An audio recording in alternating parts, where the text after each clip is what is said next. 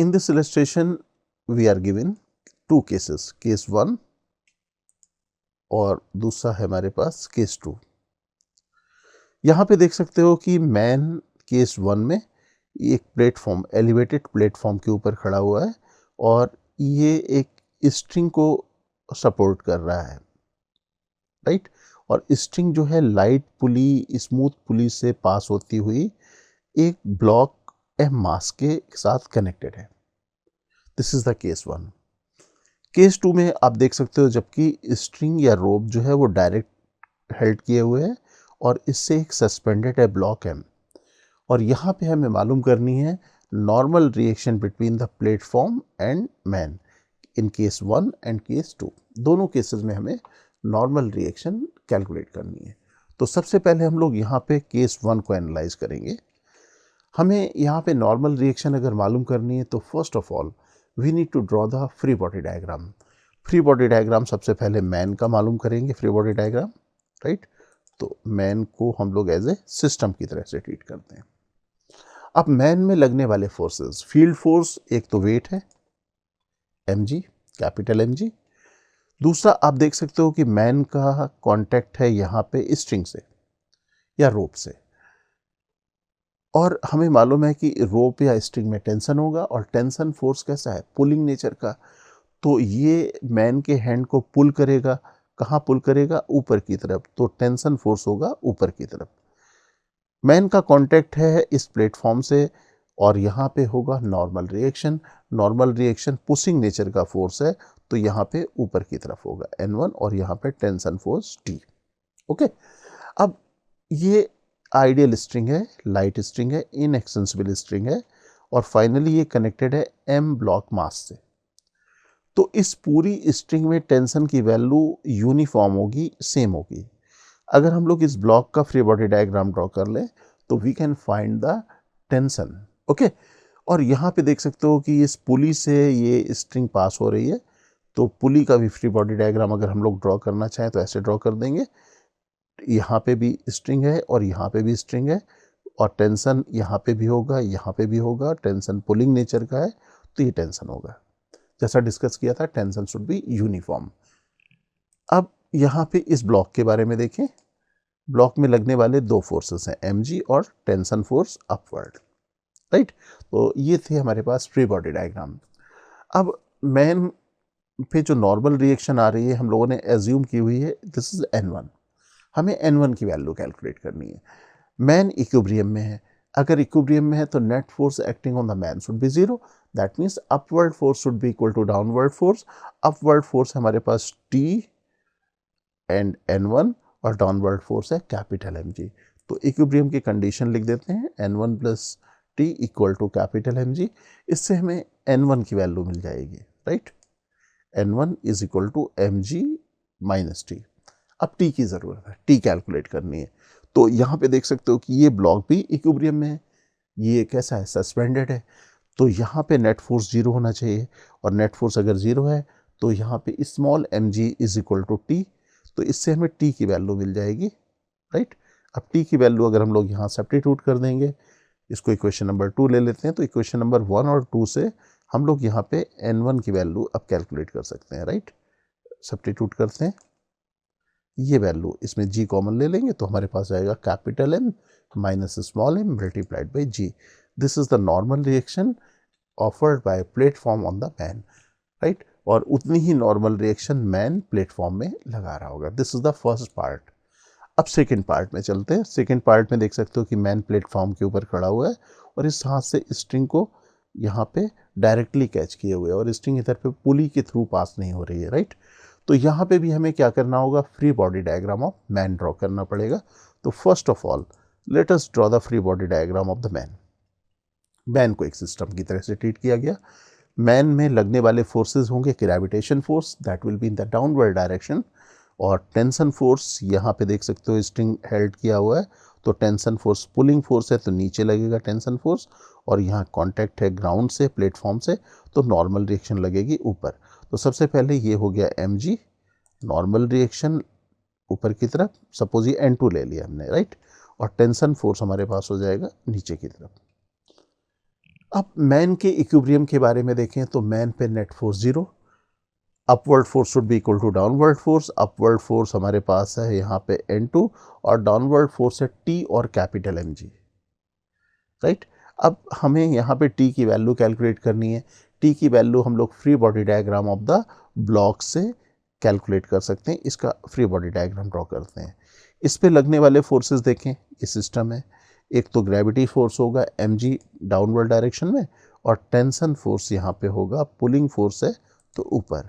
और जैसा हम लोगों ने डिस्कस किया था कि लाइट स्ट्रिंग में टेंशन की वैल्यू यूनिफॉर्म होती है, तो यहाँ से लिख सकते हैं T equal to small mg। अब यहाँ पे T की वैल्यू सब्स्टिट्यूट कर देंगे, राइट, G कॉमन ले लेंगे तो हमारे पास आ जाएगा N2 equal to small m plus capital M multiplied by small g। This is the normal reaction afforded by platform on the man.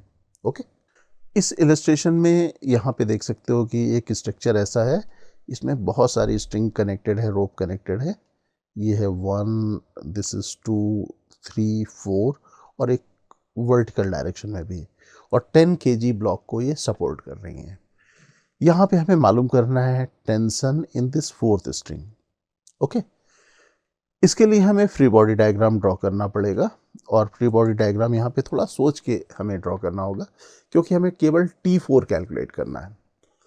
अगर हमें T4 कैलकुलेट करना है तो हमें एक ऐसा सिस्टम डिसाइड करना होगा जिसमें T4 external to the system हो। तो अगर हम लोग इतने पार्ट को एक सिस्टम की तरह से ट्रीट कर लें, इतने पार्ट को, तो आप देख सकते हो कि ये स्ट्रिंग का part T4 external to the system हो जाएगा। ओके, साथ साथ यहाँ पे एक्सटर्नल टू द सिस्टम हमारे पास ये स्ट्रिंग भी होगी जो हॉरिजॉन्टल डायरेक्शन में, ये भी स्ट्रिंग होगी जो हॉरिजॉन्टल डायरेक्शन में है। और हम लोग ये भी देख सकते हैं कि ये टेंशन फोर्स जो होगा T4 ये अवे फ्रॉम द सिस्टम होगा, क्योंकि ये पुलिंग फोर्स होगा, और इसका वर्टिकल कंपोनेंट हॉरिजॉन्टल कंपोनेंट दोनों होगा। और वर्टिकल कंपोनेंट हमारे पास T4 cos 60 होगा, और वर्टिकल कंपोनेंट इसके वेट को केवल बैलेंस करेगा, इस सिस्टम के वेट को। और हॉरिजॉन्टल कंपोनेंट होगा ये T3 और T1 को बैलेंस कर लेगा, लेकिन हमें ये कैलकुलेट करने की ज़रूरत नहीं है T1 और T3 को, right.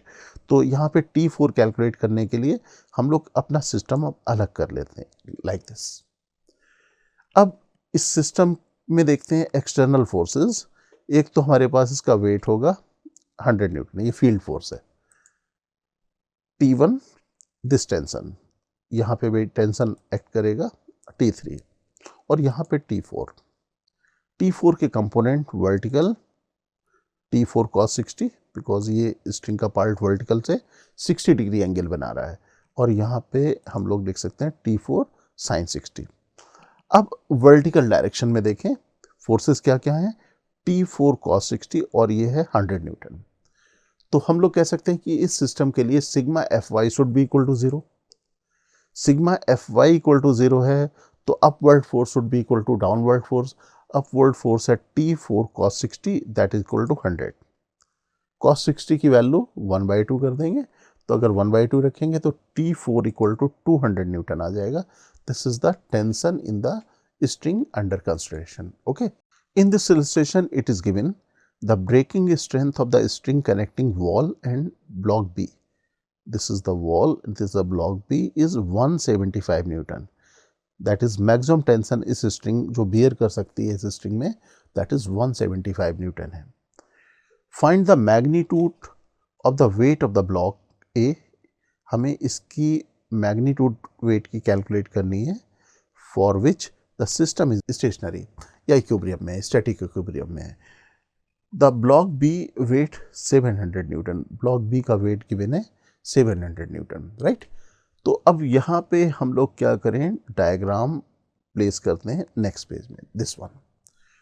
First of all let us consider the free body diagram of the block ए। इससे हमें टेंशन आ जाएगा इस स्ट्रिंग में, तो अब इसको कंसीडर करते हैं। इसका वेट लगेगा नीचे WA, राइट, और इसका टेंशन होगा ऊपर TA से, राइट। तो हम लोग यहाँ पे क्या कह सकते हैं, इसका फ्री बॉडी डायग्राम अगर हम लोग एनालाइज करें तो TA is equal to WA।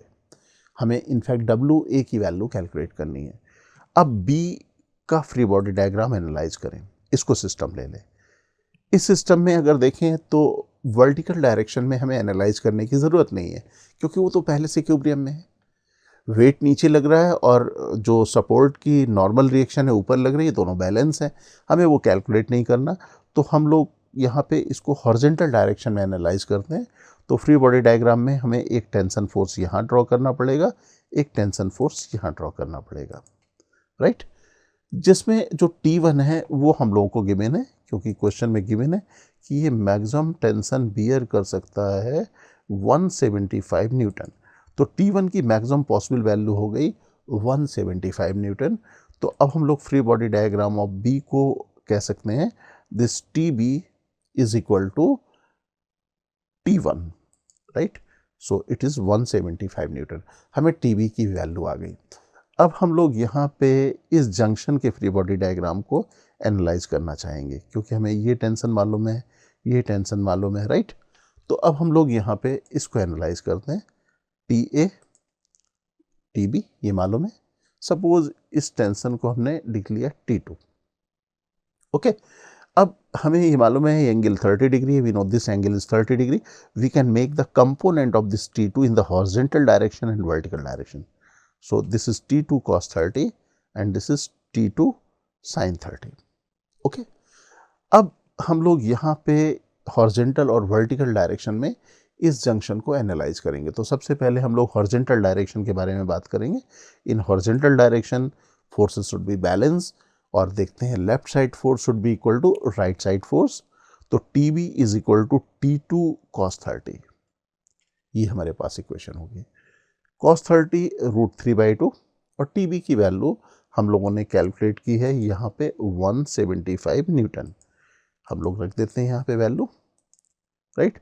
T2 आ गया 350 डिवाइडेड बाई √3 न्यूटन। हमारे पास इस स्ट्रिंग में टेंशन की वैल्यू हमें मालूम हो गई, ओके।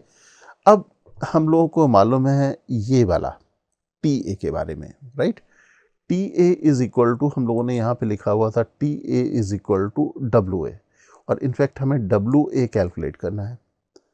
तो अब हमें TA की वैल्यू की ज़रूरत है। तो अब हम लोग इसको वर्टिकल डायरेक्शन में बैलेंस कर देते हैं। वर्टिकल डायरेक्शन में भी तो इक्विलिब्रियम है, राइट। तो क्या लिखेंगे वर्टिकल डायरेक्शन में? T2 sin 30 that is equal to TA, upward force equal to downward force. तो ये दोनों इक्वेट कर देते हैं, और ये हमें मालूम है WA के बराबर होगा, राइट। WA के बराबर होगा। अब हम लोग इसे इक्वेट करते हैं, वैल्यू रखते हैं। T2 की वैल्यू, WA की वैल्यू अब हमारे पास कैलकुलेट करने के बाद आएगी 175 divided by √3 newton. This is the weight, जो मैक्सिमम वेट हम लोग इधर अटैच कर सकते हैं। सिस्टम इसमें इक्विलिब्रियम में रहेगा, okay. Now let us move to next illustration. In this illustration we are given this figure, this diagram you can observe. और इस डायग्राम में आप देख सकते हो कि यहाँ दो फोर्सेस F1 और F2 जंक्शन A और B पे लग रहे हैं हॉरिजॉन्टल डायरेक्शन में, ओके। और इस जंक्शन B पे एक वेट W सस्पेंडेड है, और ये भी गिवन है tension in the diagonal string AB string जो है उस पे टेंशन की वैल्यू हम लोगों को गिवन है, that is the 60 Newton, okay. अब हमें यहाँ पे मालूम करना है find the magnitude of the horizontal force F1 and F2। ये जो हॉरिजॉन्टल फोर्सेस हैं F1 F2, इनकी वैल्यू कैलकुलेट करनी है।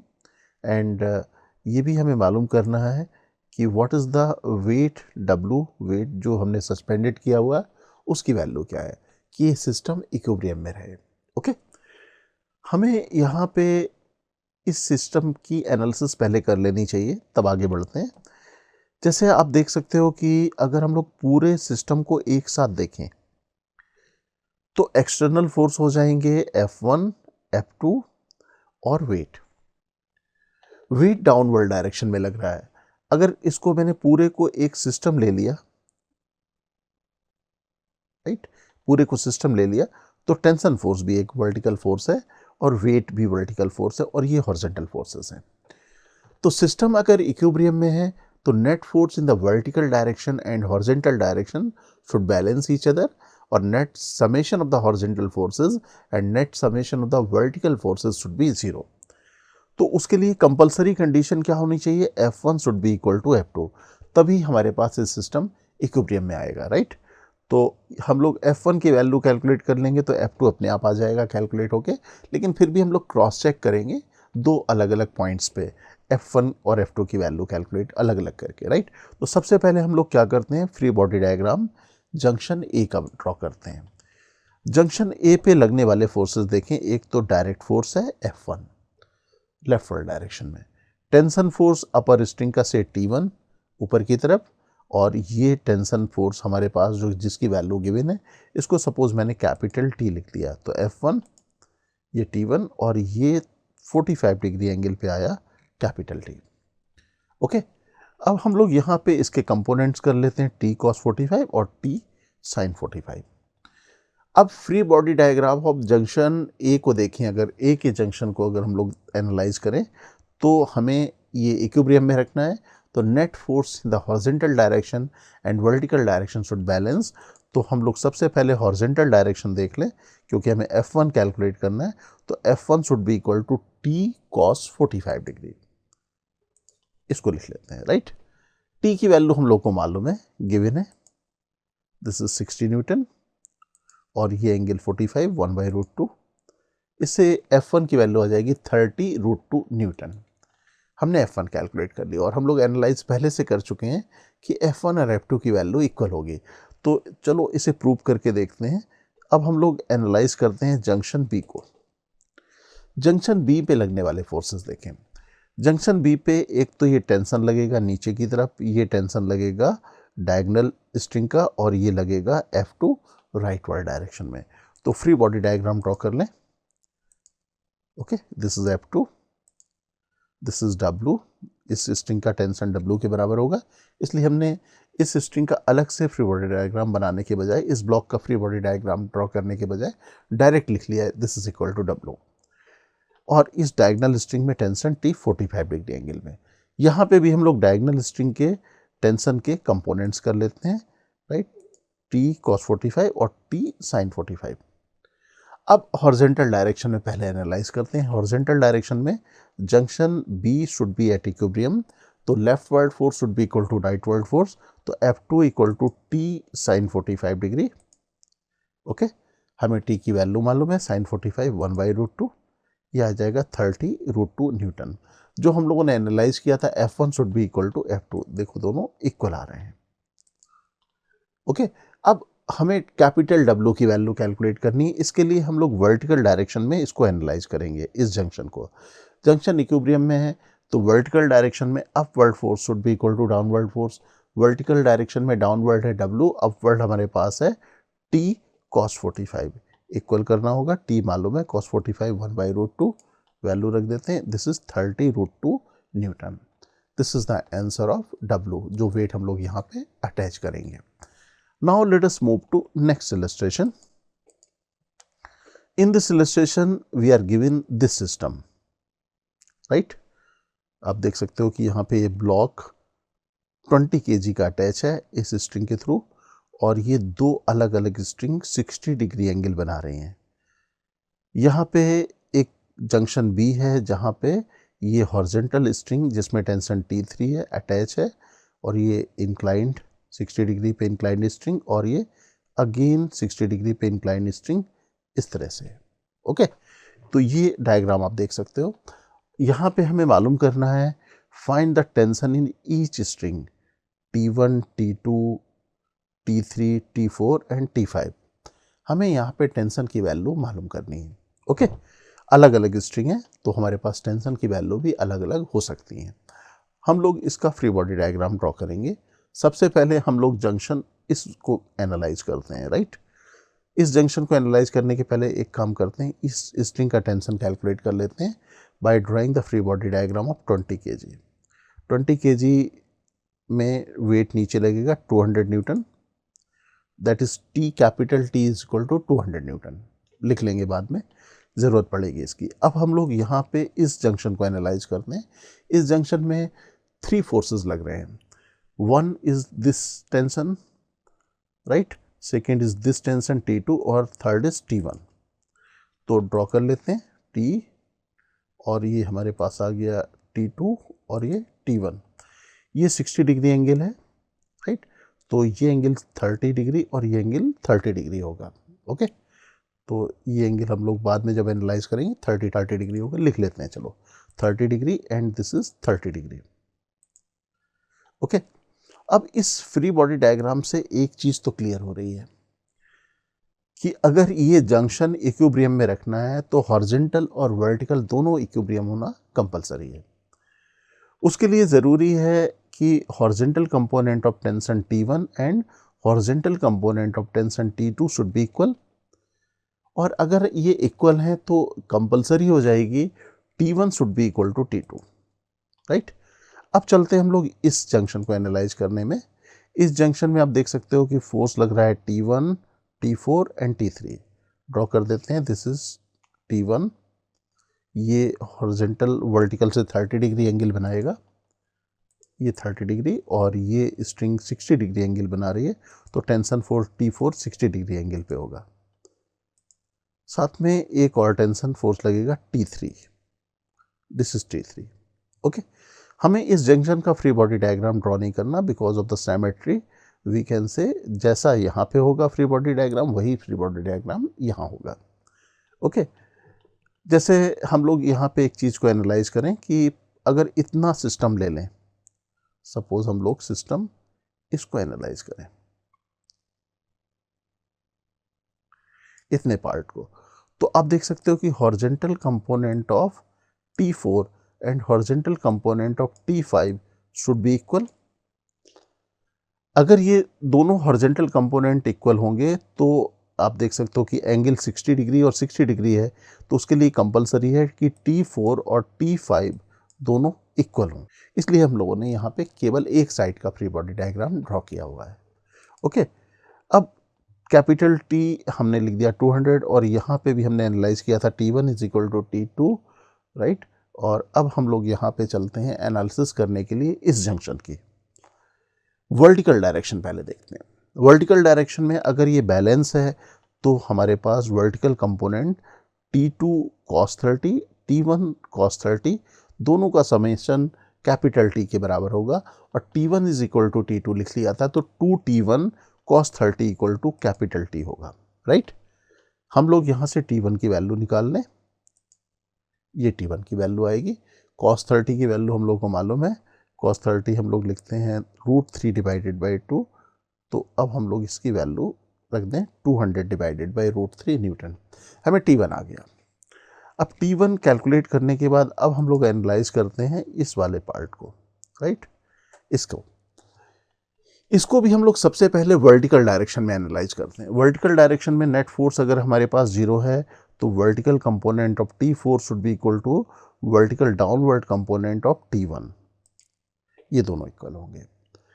हम लोग यहाँ पे वैल्यू सब्स्टिट्यूट कर दें। T1 हम लोगों ने कैलकुलेट किया है, ये है 200 डिवाइडेड बाई √3, और cos 30 √3 डिवाइडेड बाई 2 रखेंगे तो ये हमारे पास आ जाएगा 100, और T4 cos 60, cos 60 की वैल्यू हम लोग यहाँ सब्स्टिट्यूट करेंगे, T4 की वैल्यू हमारे पास आ जाएगी 200 न्यूटन, हमें T4 आ गया।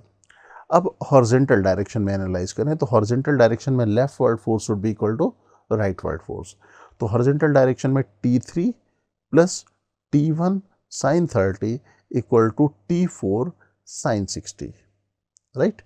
अब हमें वैल्यू T4 की मालूम है, हमें वैल्यू T1 की मालूम है, we can find the value of T3, calculate कर लेंगे, और ये वैल्यू आएगी 200 डिवाइडेड बाई √3 न्यूटन।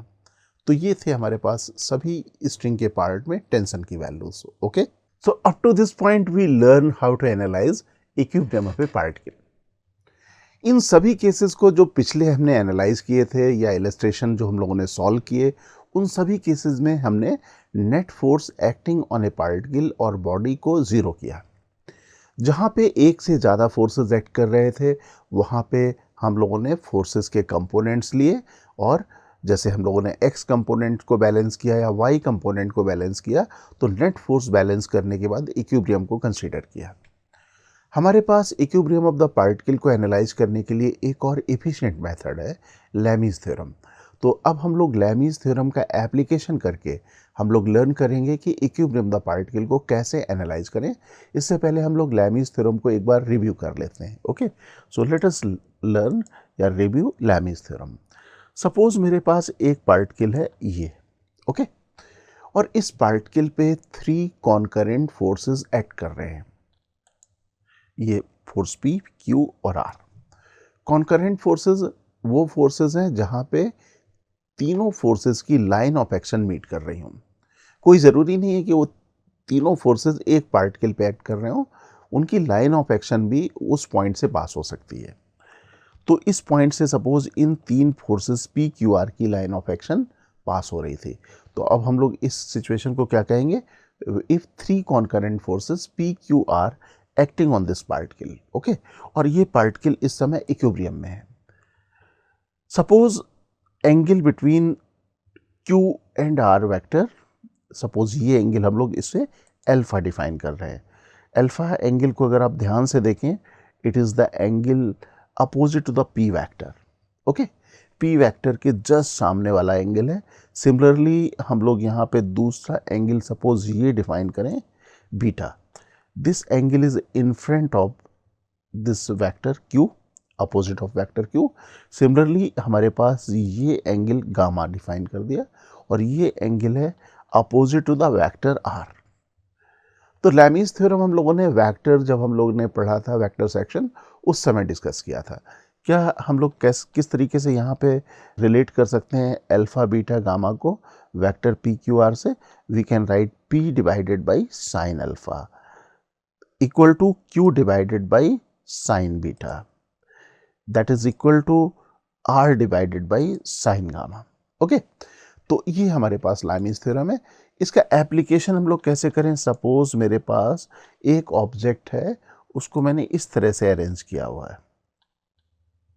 एक एग्जांपल लेते हैं, ये अरेंज किया हुआ है, okay, you can observe here, ये सस्पेंडेड है, ये m मास का पार्टिकल, और ये स्ट्रिंग नंबर 1, 2 और 3 है।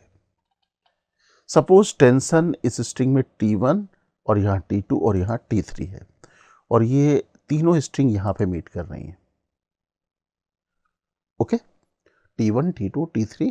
अब यहाँ पे कह सकते हो कि 3 concurrent forces are acting at this point, और ये पॉइंट इक्विलिब्रियम में है। हम लोग अगर इस डायग्राम को एनालाइज करें तो ये T3 तो डायरेक्ट लिख सकते हैं mg के बराबर। चलो फ्री बॉडी डायग्राम ड्रॉ कर लेते हैं, ये mg और ये टेंशन T3, ओके, तो T3 is equal to mg। अब हम लोग यहाँ पे इस पॉइंट को एनालाइज करते हैं, ये पॉइंट इक्विलिब्रियम में है, तो ये सपोज मैं बना देता हूँ ये पॉइंट, राइट। यहाँ पे 3 forces T1, T2, T3 act कर रहे हैं। ये हमारे पास T3 नीचे जो कैलकुलेट कर लिया है, ये हमारे पास T1 और ये हमारे पास T2 हो गया। अब स्ट्रिंग के एंगल के बारे में देखें, ये स्ट्रिंग जो हम लोग वेक्टर फोर्स T1 के लिए रिप्रेजेंट कर रहे हैं, ये हॉरिजॉन्टल से अल्फा डिग्री एंगल बना रही है, that means this angle is alpha, okay. Similarly this angle is beta, ये अल्फा है, राइट। और आपको मालूम है कि ये एंगल है 180 डिग्री है पाई, तो इस एंगल को हम लोग लिख सकते हैं पाई माइनस अल्फा प्लस बीटा। तो अब हमें यहाँ पे ब्रॉडली जो एंगल्स हैं फोर्स वेक्टर के बीच के वो मालूम हो गए। अब हम लोग यहाँ पे क्या लिख सकते हैं? सपोज हम लोग इस T1 को सबसे पहले लिखें, तो T1 divided by sign of angle in front of this vector, और एंगल यहाँ पे देखो कितना बन रहा है 90 प्लस बीटा। तो T1 के सामने का एंगल है 90 प्लस बीटा, T2 के सामने का एंगल है 90 प्लस अल्फा, और T3 के सामने का एंगल है पाई minus alpha plus beta.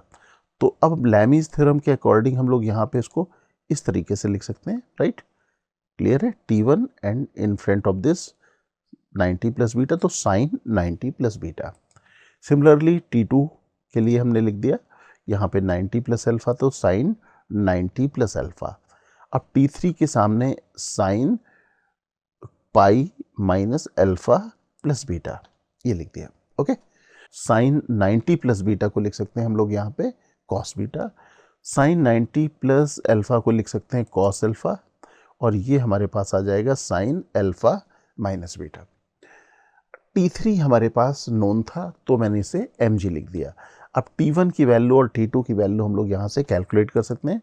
T1 is equal to mg cos beta divided by sin alpha plus beta.